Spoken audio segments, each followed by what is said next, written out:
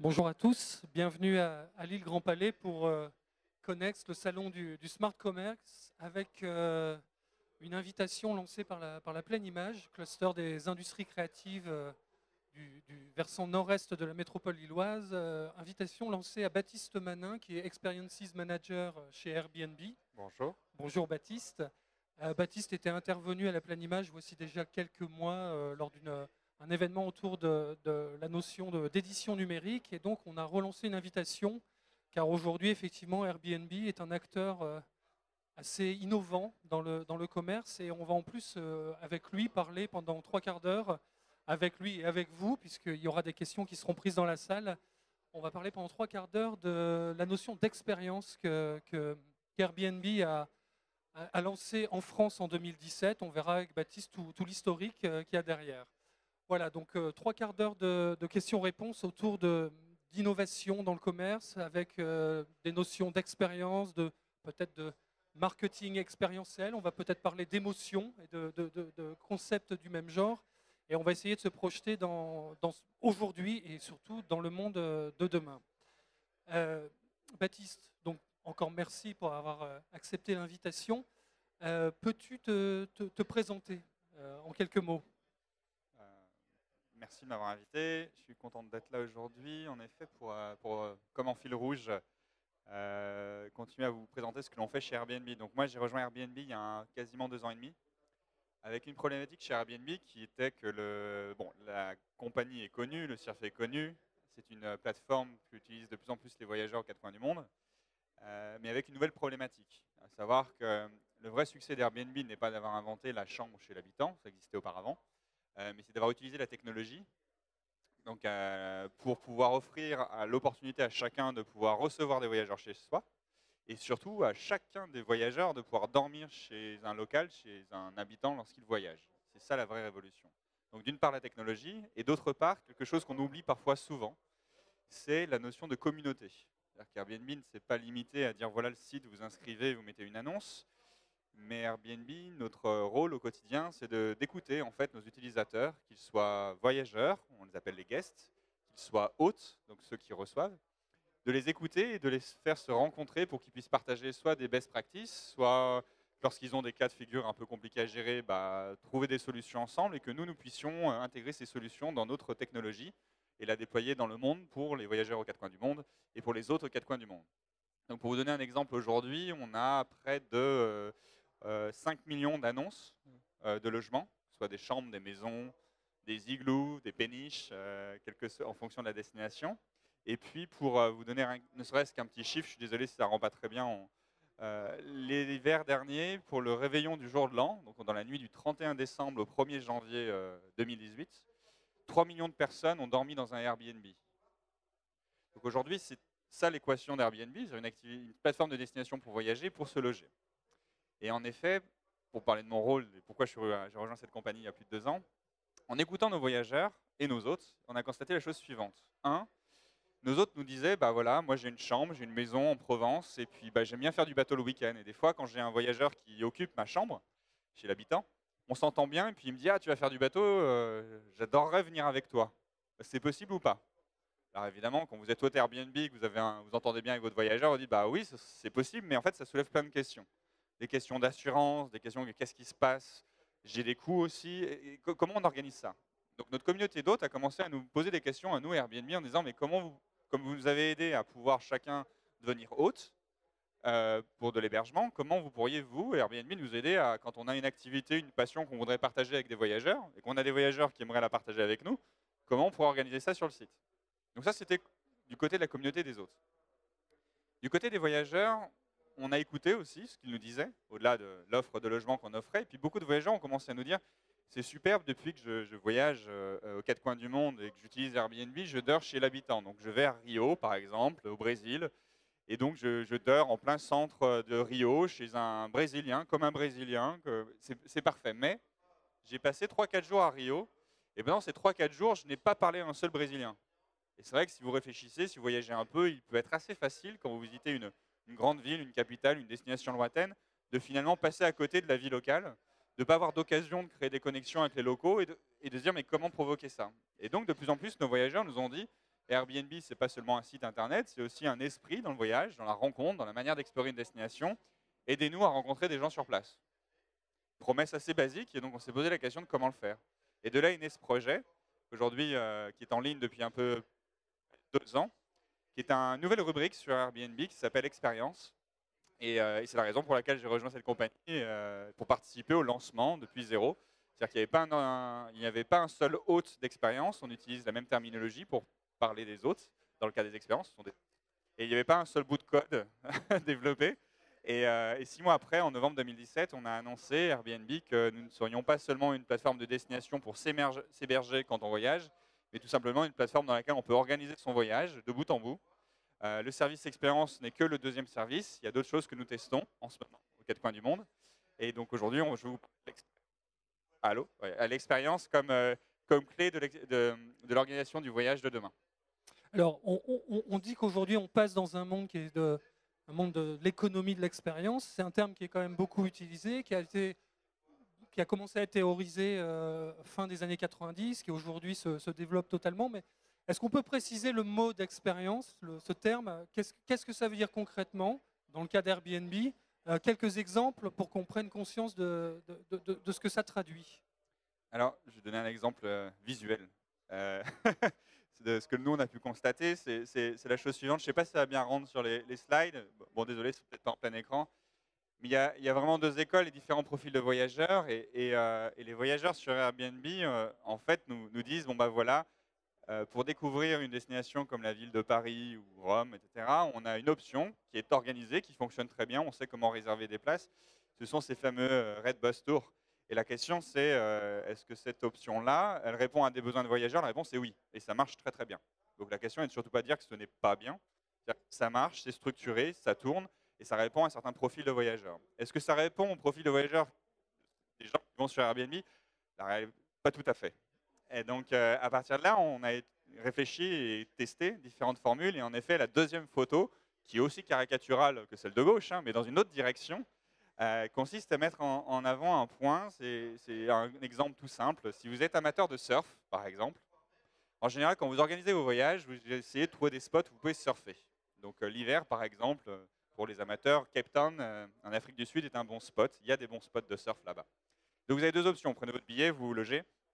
Les plages sont gratuites, sont libres, les vagues sont gratuites, il n'y a pas de débat là-dessus.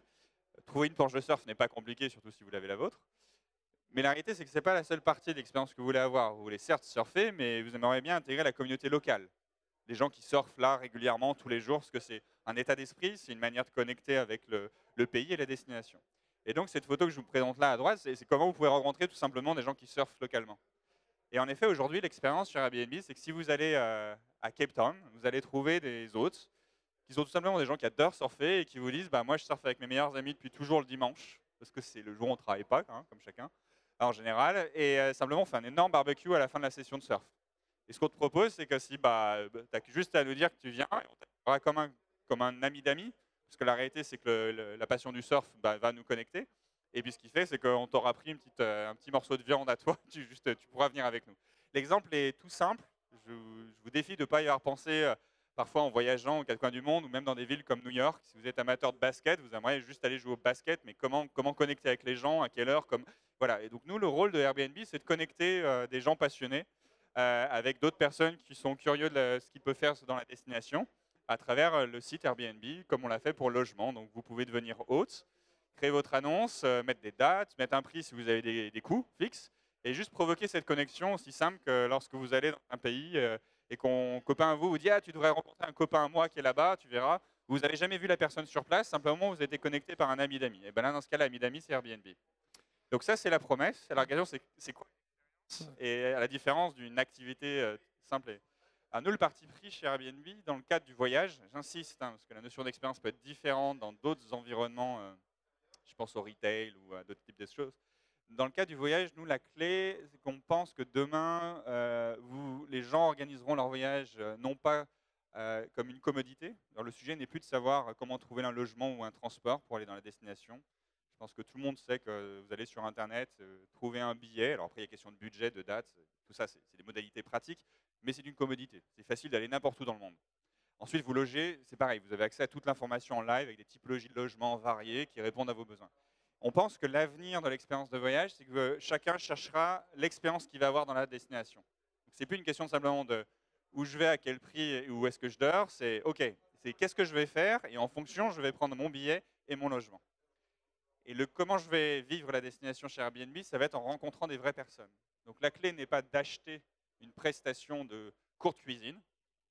Quand on pense aux Américains qui viennent à Paris, évidemment qu'ils sont ravis de pouvoir découvrir la gastronomie française avec un chef.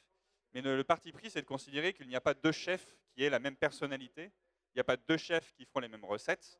Et surtout, si tous les deux, moi je suis piètre cuisinier, même si j'adore manger, je ne sais pas si tu es très bon en cuisine, mais je suis sûr que si on proposait la même recette l'un comme l'autre, on ne le ferait pas de la même manière. Parce qu'on n'a pas la même personnalité, parce qu'on n'a pas les mêmes anecdotes, parce qu'on n'a pas le même rapport à la gastronomie, parce qu'on a chacun grandi dans des régions différentes, et c'est ça la clé. La clé, c'est simplement rencontrer des vraies personnes, uniques de par leur parcours et de la manière dont ils partagent leur passion, qui parfois peut n'être qu'un hobby, parfois ça peut être un métier, et la clé, c'est la personne. Donc aujourd'hui, quand vous allez aller sur Airbnb, vous allez trouver... C'est en plein écran. Vous allez trouver des annonces, donc, que là, nous ne voyons pas très bien, mais pour vous donner un exemple, donc à gauche, vous êtes à Los Angeles, et vous allez tout simplement avoir un musicien qui propose des concerts, tout simplement parce qu'en fait, aujourd'hui, quand vous êtes il n'y a pas plus facile pour connecter deux personnes qui viennent de deux endroits différents dans le monde, que ces deux personnes aiment la musique, en fait. C'est une sorte de dénominateur commun, les gens s'entendent, il y en a, les deux prennent une guitare et ça connecte. C'est un constat simple. Donc vous avez l'exemple du surf à Bali, où là vous avez tout simplement un autre qui lui fait du surf et vous propose de le rejoindre. Donc là on voit pas très bien, mais voilà, dans un cas c'est le concert, c'est, je regarde le prix, mais ça doit être une dizaine de dollars. Le surf c'est une douzaine de dollars. Et à droite nous sommes à Paris, et à Paris nous avons un autre qui lui était trader à Londres. Il a fait sa crise, décidé de quitter la finance londonienne pour venir à Paris, rentrer à Paris et il est passionné d'histoire. Alors vraiment un geek, c'est-à-dire qu'il s'est enfermé 3 ans aux archives nationales pour faire de la recherche, dans la pure tradition française de la recherche, avec 2 copains. Et puis son passion, ça a été les anecdotes plutôt cocasses de l'histoire française auxquelles on ne s'attend pas.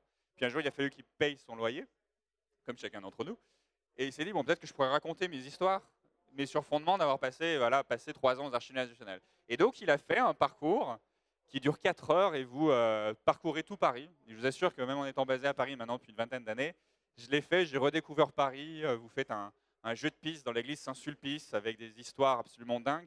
Honnêtement, il faudrait, je ne sais pas s'il y a des preuves d'histoire dans l'audience là, mais c'est vraiment une manière de raconter l'histoire qui n'a rien à voir avec les standards qu'on connaît quand on est à l'école primaire.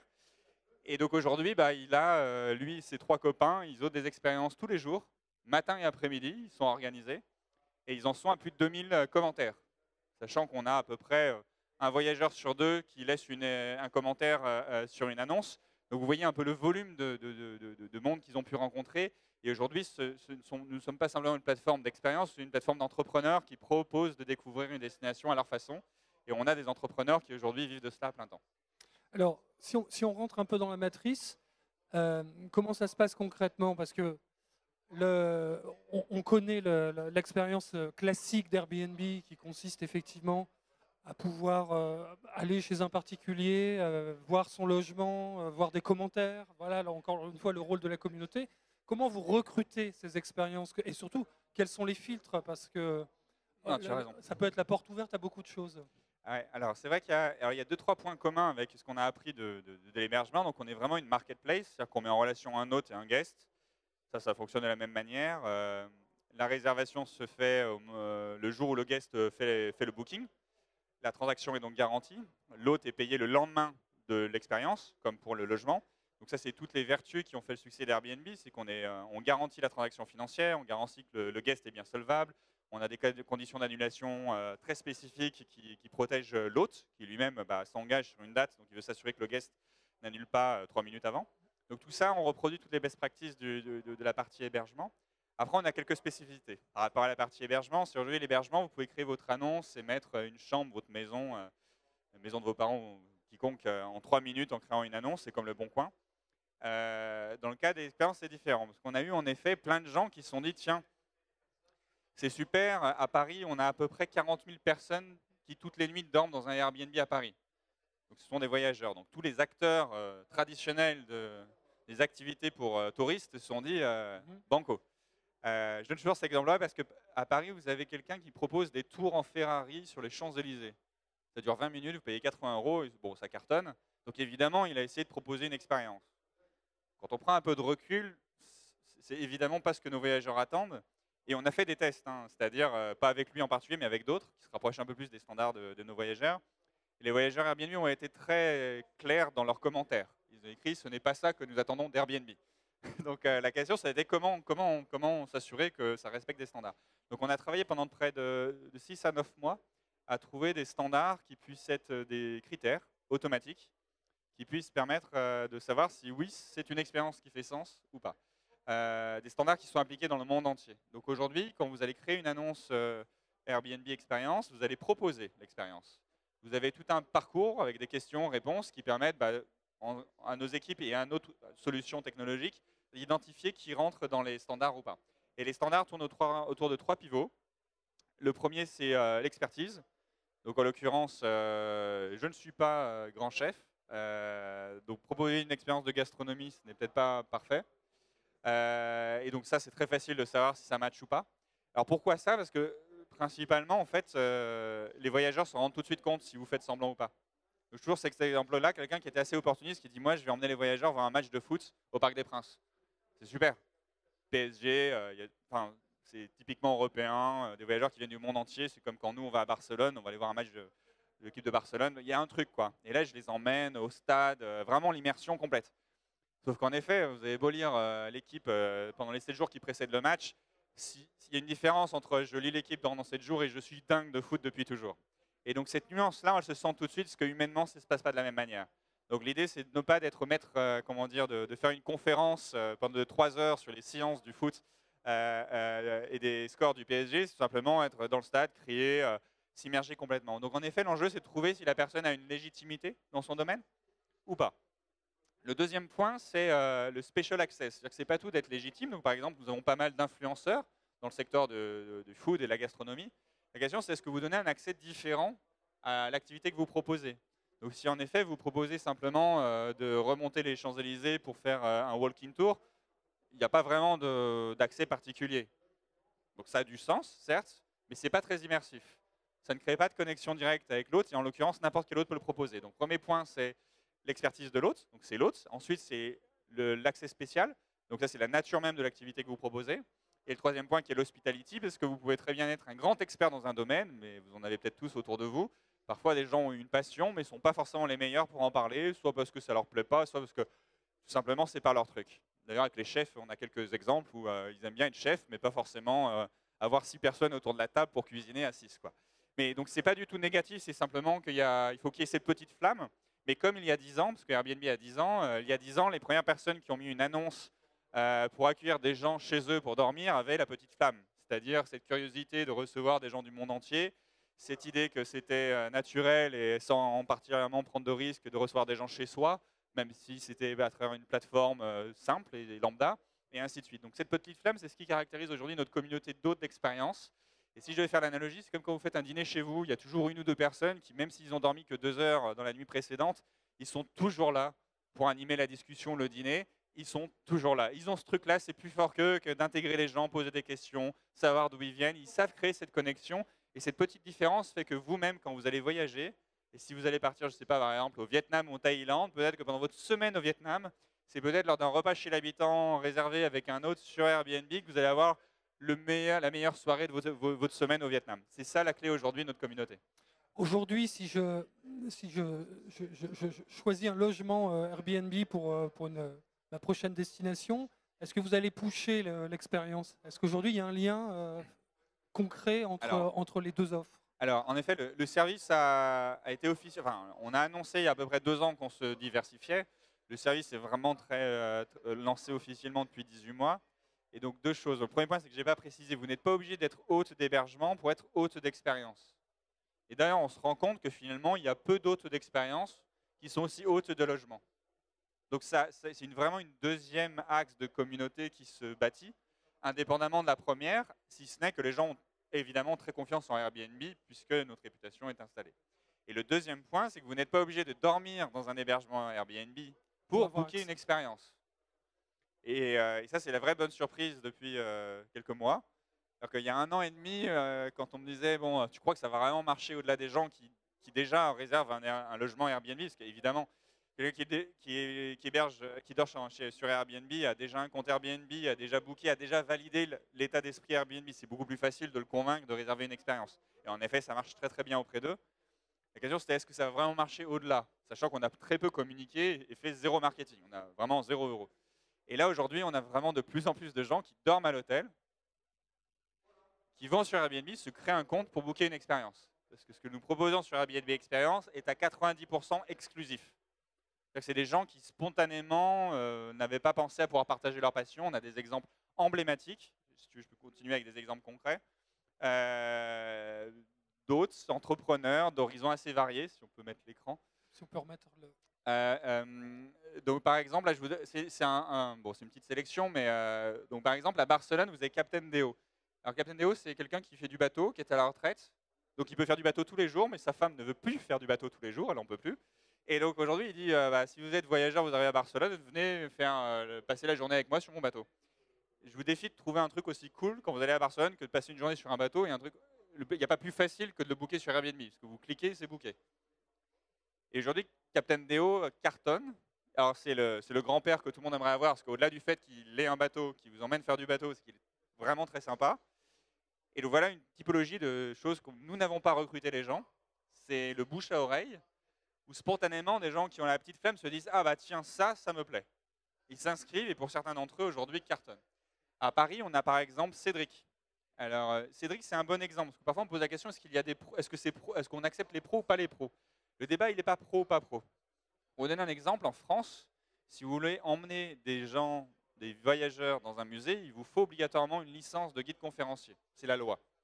Donc le débat, ce n'est pas pro ou pas pro, parce que si vous avez une licence de guide conférencier, c'est que vous êtes a priori un professionnel.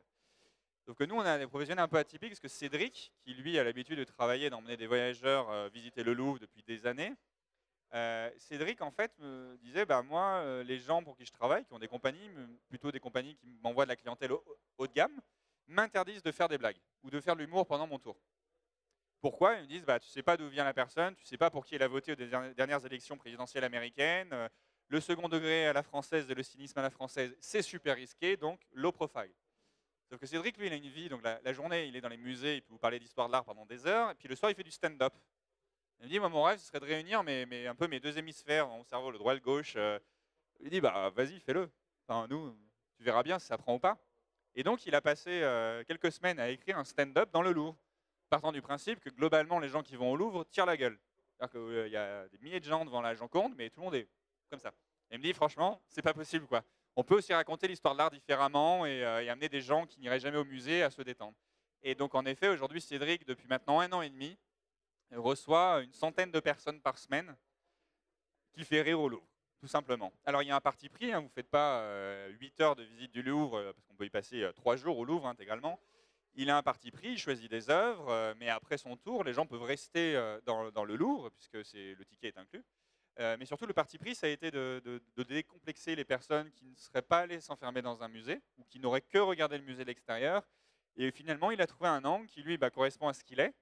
Alors quelqu'un qui ne peut pas s'empêcher de relancer, de faire des jokes, et des fois c'est un peu fatigant, je ne vous cache pas, quand on le voit en dehors de ses expériences, mais c'est lui, c'est totalement lui. Et pour terminer, je vais prendre 2 autres exemples qui illustrent vraiment l'esprit entrepreneurial de nos hôtes d'expérience. À Londres, on a quelqu'un qui connaît plein de monde dans la scène artistique, qui a décidé d'organiser des concerts. En partant du principe qu'aujourd'hui, un concert, c'est compliqué. Soit vous réservez des places assez chères dans un stade avec 40 000 personnes, c'est une manière d'aller au concert voir des grands artistes. Soit vous allez dans un bar et il y a quelqu'un qui joue dans le fond. Mais globalement, vous prenez surtout un verre. Et elle dit, il peut y avoir un autre format très sympa qui est juste d'être une trentaine, de pouvoir parler aux musiciens qui prennent une guitare et juste passer une bonne soirée comme on le ferait entre copains, quoi. Et donc à Londres, maintenant, elle a chaque semaine une date réservée avec ce qu'on appelle des intimate concerts. C'est 30 personnes. C'est le musicien qui vous accueille, qui joue 20 minutes, après vous prenez un verre, après il rejoue, il y a une ambiance de dingue. Et grâce à ces dates-là, elle a réussi à mettre une programmation régulière qui séduit non seulement des voyageurs qui viennent du monde entier, mais aussi des Londoniens qui redécouvrent le fait de pouvoir aller écouter un concert dans un format, comment dire, humainement accessible, où les gens peuvent se parler sans d'autres enjeux que passer une bonne soirée en écoutant des musiciens à qui vous pouvez parler comme vous et moi ce soir. Donc, et ainsi de suite. On a la musique, on a plein d'exemples, quoi. Alors, Airbnb a vraiment bousculé le monde du voyage, de l'hôtellerie. Il y a eu beaucoup de polémiques sur le sujet. Là, vous étendez l'offre. Est-ce que l'objectif, c'est d'arriver à une offre globale où vous prenez les gens par la main de A à Z? Enfin, la vision de long terme est sans doute de pouvoir aider à ce que l'expérience de voyage puisse s'organiser de mieux en mieux sur notre plateforme.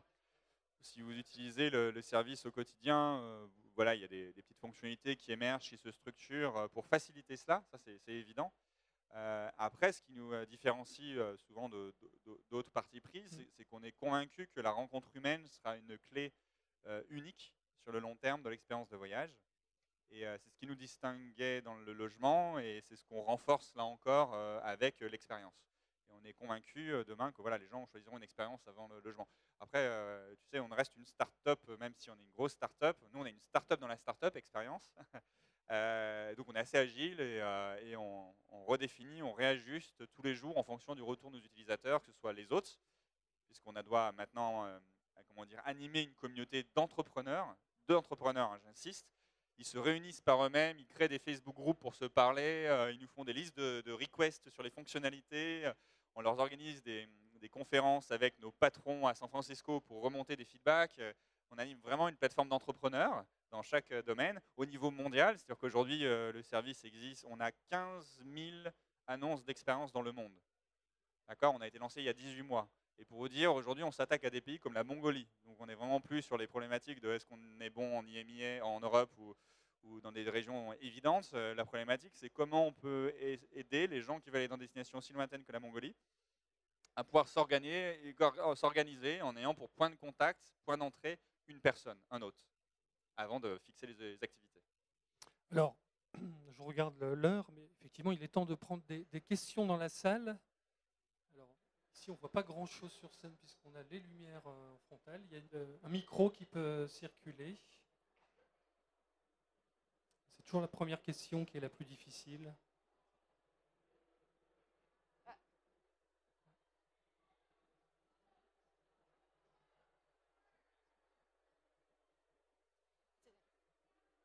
Voilà, une question dans le fond de la salle. Bonjour, moi c'est juste une question sur le modèle économique. Comment ça se passe si on veut déposer une annonce et si on est guest? Est-ce qu'il y a une part qui revient chez vous? Oui, c'est comme sur la partie hébergement, il y a une commission de mise en relation de 20% global. C'est basique. Quel standard dans le secteur en fait, des activités. Là-dessus, on n'a rien inventé, c'est une marketplace traditionnelle. Alors la première question a été posée, donc logiquement la seconde elle enchaîne immédiatement, normalement. Ah oui. Bonjour. Bonjour. Donc, moi c'est Karine, je fais partie de la société INEAT Conseil. Je suis consultante organisation et vous avez parlé d'expérience et ça m'intéresse beaucoup puisque chez INEAT on s'intéresse énormément à l'expérience collaborateur et utilisateur. Ce que je souhaiterais savoir en fait c'est, vous n'avez pas forcément parlé du cadre légal et on sait que c'est relativement complexe, notamment en France si on prend les Airbnb sur Paris, ils doivent s'enregistrer auprès de la mairie, il y a pas mal de démarches. Ouais. Ce que je voulais savoir en fait, et puis même d'un point de vue sécurité, vous avez parlé de la Mongolie, c'est vrai qu'on peut se poser pas mal de questions, oui, qu'on soit client ou qu'on soit hôte. Est-ce que vous accompagnez finalement vos clients, vos hôtes, les clients aussi? Alors, non, c'est un très bon point. Alors, l'énorme avantage qu'on a sur la verticale, on va dire, expérience, c'est que la loi est beaucoup plus lisible que sur l'immobilier, où la loi change, surtout cette année, donc ça crée un peu de besoin de pédagogie. Mais dans le cas des expériences, c'est la prestation de service. Donc après, nos hôtes, on ne les conseille pas, parce que ce n'est pas notre rôle, mais en l'occurrence, on les redirige vers les sites, notamment de Bercy, et surtout entre eux, ils parlent beaucoup, mais une grande partie a soit déjà une société. Je vais donner l'exemple, les chefs ont un restaurant, on a un fromager qui a une fromagerie, On a des luthiers qui ont une boutique de literie, donc certains ont déjà une société de par leur activité principale. Donc en fait, l'expérience devient quelque chose de complémentaire. Et puis pour une grande partie des autres, ils sont auto-entrepreneurs, qui a un statut assez populaire et facile d'accès. On a la chance d'arriver sur un terrain où c'est déjà bien cadré et bien expliqué. Globalement, franchement, c'est beaucoup plus simple, ce qui fait qu'on a beaucoup moins de questions, parce que la majorité de nos hôtes sont familiers de l'écosystème et surtout savent trouver des réponses très simples et plutôt bonnes. Je crois que le plafond de l'auto-entrepreneuriat en plus a augmenté récemment, donc ça leur laisse pas mal de marge de manœuvre. Après, ceux qui arrivent, et on a des cas, on a des hôtes qui désormais, sur une base de 12 mois, génèrent plus de 100 000 $ de revenus. Mais bon, c'est plutôt bon signe quand ils doivent passer à un statut juridique un peu plus évolué, compte tenu de la réussite qu'ils ont dans leur domaine. Ils n'ont pas de mal à trouver les réponses à leurs questions, quoi. Aujourd'hui, je ne sais pas si tu peux le dire, mais que représente dans le chiffre d'affaires Airbnb ces expériences? Est-ce qu'aujourd'hui, tu vois le chiffre grandir, évoluer très fortement, en pleine croissance? C'est super parce que j'avais préparé une slide là-dessus. Vous pouvez mettre la slide. Non, on a deux manières d'illustrer les choses. On est très récent, on a 18 mois. Et sur ce dernier graphique, on voit qu'à moitié, mais en fait, on compare en année 0 le rythme de croissance en fait en rouge des expériences, du volume de booking par rapport au rythme de croissance des logements quand on les compare en année 0. Donc en fait, le rythme de croissance en effet sur l'expérience est assez dingue. Officiellement, le chiffre auquel on a communiqué, mais il date un peu, c'est qu'on est sur un trend cette année de au moins 1,5 million de réservations sur une base de 12 mois. Donc voilà, c'est-à-dire qu'un an après avoir le lancement de l'activité, ça se passe bien. Mais voilà, on planifie de faire beaucoup plus ces prochaines années. Si tu prends un peu de recul, un peu de hauteur, comment tu expliques ce succès? En introduction, je parlais de cette notion d'économie d'expérience. Je parlais d'émotion. C'est aussi un mot-clé aujourd'hui. Oui, alors l'analogie est assez simple. C'est-à-dire que nous, on a une communauté. C'est la communauté qui drive en fait ce vers quoi on va. Mais si chacun d'entre vous se remémore en fait ses expériences de voyage, souvent c'est moins une question de quelles étaient les commodités, de qu'est-ce que j'y ai vécu en fait. Et c'est vraiment le b.a.-ba, c'est vraiment basique. Et aujourd'hui, c'est ça qui en fait la clé. Et je vous défie vraiment, en bouquant une expérience, de ne pas passer un bon moment avec la personne. Et 95% des reviews, des commentaires qui sont laissés, parlent de l'hôte, moins de l'activité. Donc la raison du succès, c'est cela. Et après, on a mis en place un système qui permet désormais au niveau global, mondial, d'arriver à savoir qu'il y a des chances, qu'il n'y a pas de chance, et que les autres puissent entre eux partager leurs best practices. On fait continuer à faire des meet-up pour qu'ils se rencontrent. Enfin, nous, on est juste là pour animer et faire connaître les best practices sur ce terrain-là. On est vraiment comme il y a 8-10 ans sur la partie hébergement. La clé est vraiment dans l'humain. Et d'ailleurs, globalement, les retours sont très positifs de savoir que l'humain reste la clé d'Airbnb sur le long terme dans la manière d'organiser son voyage. C'est vraiment ce qui nous distingue et c'est ça qui fait le succès de la plateforme. Donc Connext devrait être le salon de Human Commerce? Oui, sans doute. Non, mais comme tu dis, l'émotion, c'est important. Après, il y a deux manières de faire l'émotion. Nous, on met la clé, c'est le partage d'expérience, c'est le fait de transmettre, de créer la connexion entre les personnes. Parce qu'on peut aussi créer de l'émotion à travers de l'événementiel. C'est pas ce que nous faisons aujourd'hui. Donc, oui, non, c'est pas du tout l'axe du tout. On s'est posé la question, mais c'est pas ça qui est notre orientation. D'ailleurs, on a essayé de faire ça avec des personnalités très établies aussi, donc ce qui peut être intéressant d'un point de vue marketing pour faire parler du service. La réalité, c'est que plus les gens sont accessibles, simples d'accès, plus ça fonctionne. Ce qui n'enlève rien à leur expertise, leur légitimité et à l'activité que vous faites. Mais voilà, moi je suis un grand amateur de haute montagne, par exemple. J'ai mis 2-3 saisons avant de trouver les 2-3 guides de haute montagne avec qui je fais des sommets. Parce que bon, quand même, vous passez 2 nuits en refuge. C'est quand même sympa d'avoir quelqu'un, quand vous mangez la soupe dégueulasse du refuge, avec qui vous avez de quoi discuter, rigoler, avant de vous lever à 3 heures pour aller faire un sommet.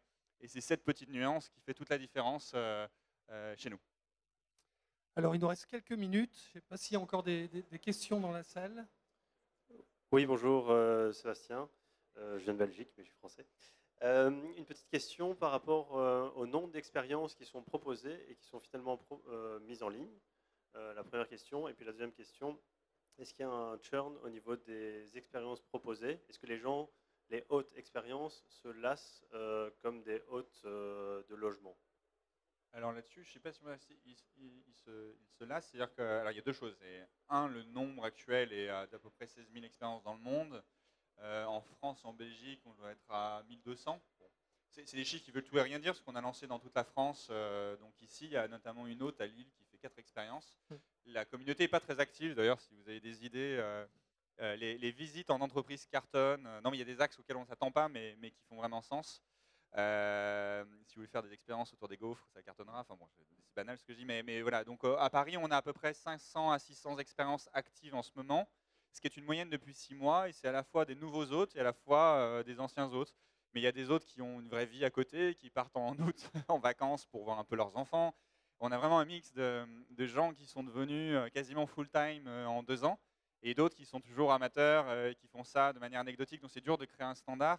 De la même manière que sur la partie logement, moi je loue chez moi de temps en temps, parce que je suis globalement tout le temps chez moi.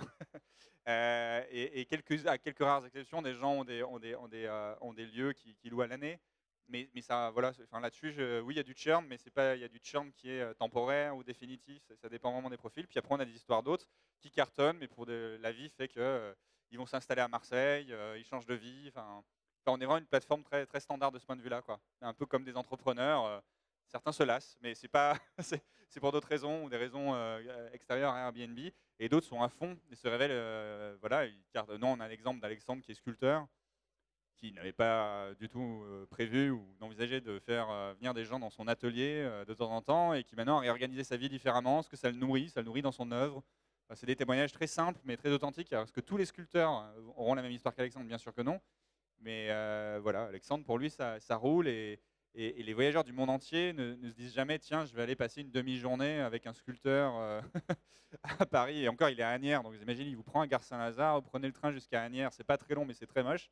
Et quand ils imaginent un sculpteur français, ils imaginent plutôt quelqu'un vieux avec une barbe qui ressemble à Paul Cézanne.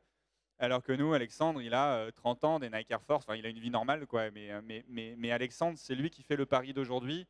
Et on a même des Parisiens qui bookent son expérience pour découvrir un Paris auquel ils n'ont pas forcément accès. Donc, si tu veux, c'est encore jeune hein, comme plateforme, mais on a des exemples assez emblématiques dans tous les domaines qui prouvent que si vous avez la petite flamme qui matche avec cette promesse en termes de valeur, et deux, que vous avez l'esprit un tout petit peu entrepreneur, c'est-à-dire qu'il ne faut pas croire que les bookings tombent du ciel dès le premier jour. Il faut avoir un minimum de reviews pour être légitime. Enfin, comme sur la partie logement, il faut un petit peu de temps.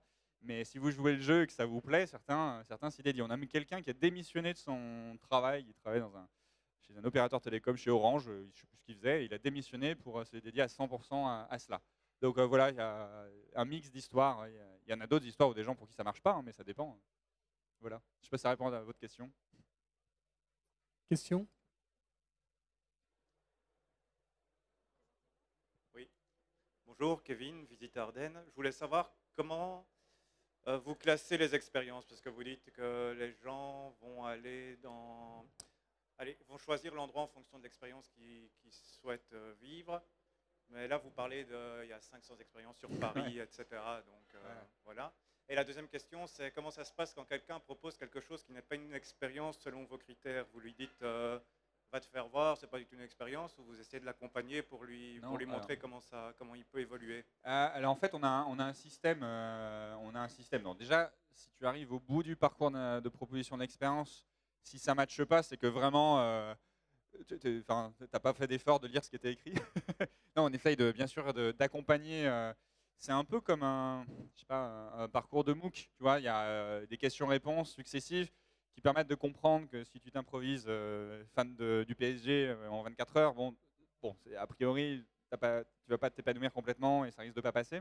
Donc il n'y a pas de mauvaise surprise si tu proposes et que ça ne fonctionne pas. Et en fonction ensuite si ça match sur une grande partie des critères, mais que parfois il y a un problème de formulation de l'annonce, parce que parfois on écrit mal ce que l'on veut proposer, en effet, il y a un travail d'accompagnement qui est mis en place, une invitation à un meet-up, tu rencontres d'autres autres qui t'expliquent comment on fait, etc.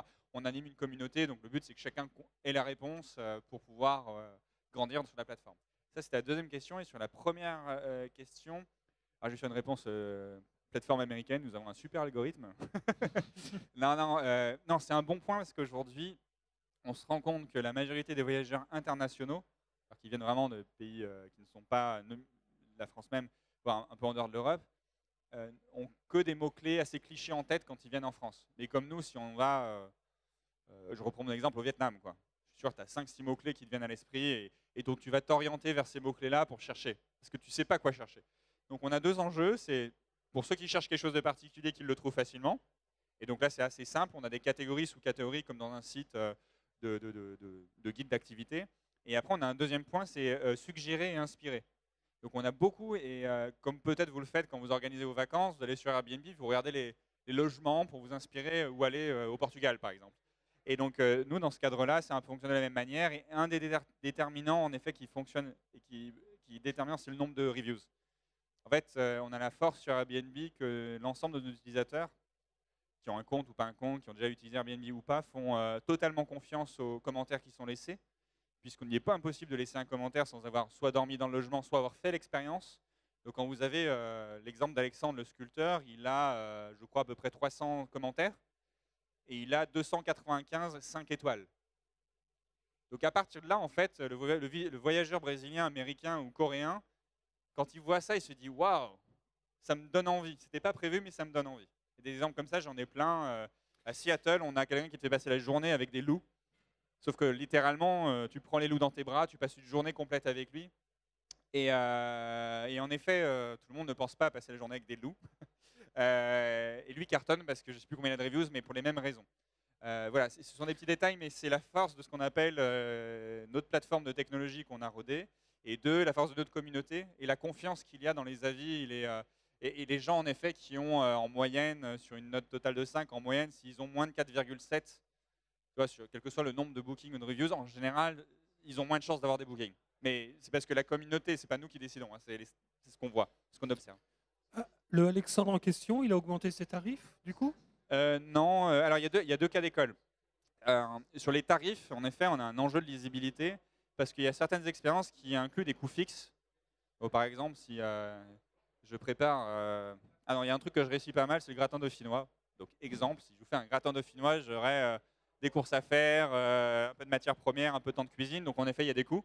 Donc, en effet, le prix affiché intègre des coûts fixes. D'autres n'en ont pas. Donc, on a un enjeu, et c'est ce on est en train de faire évoluer, c'est expliquer ce que cela inclut. Donc, par exemple, Cédric, au tout démarrage, incluait le ticket d'entrée au Louvre.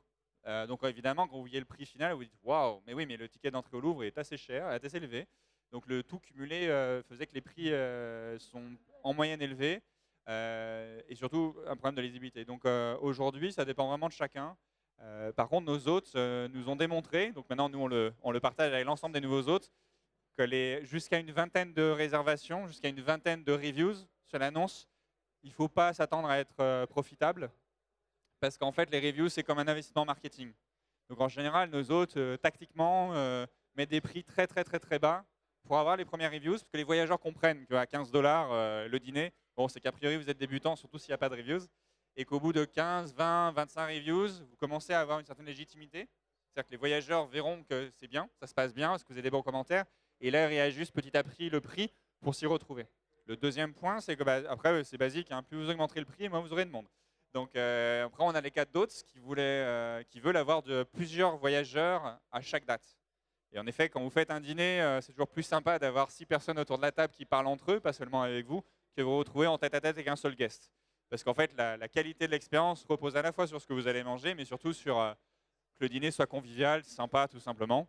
Et donc après, c'est vraiment propre à chaque hôte, chaque expérience, chaque envie de chaque hôte. Donc c'est varié, mais voilà, le prix moyen est aux alentours de la $50 au niveau de toute la France, sachant que c'est beaucoup drainé par les prix parisiens qui sont un tout petit peu plus hauts. Bien, Baptiste, il est 14h30. Merci beaucoup pour ta présence et cette présentation de cette notion d'expérience chez Airbnb. Et donc, on va suivre ça. Merci beaucoup. Si vous avez des questions, n'hésitez pas à venir me voir. Bonne journée à tous. Au revoir. Merci.